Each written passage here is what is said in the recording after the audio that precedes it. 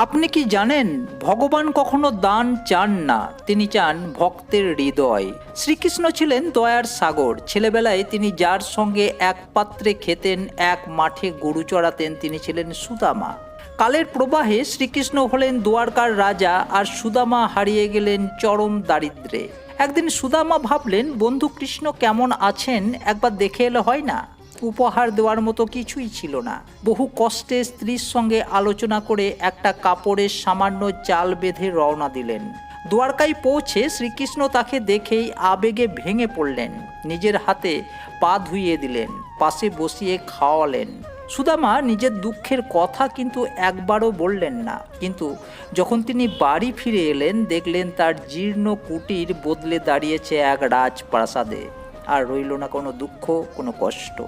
শিক্ষা একটাই, নিঃস্বার্থ ভক্তির মূল্য ভগবান নিজেই দেন। ধন্যবাদ।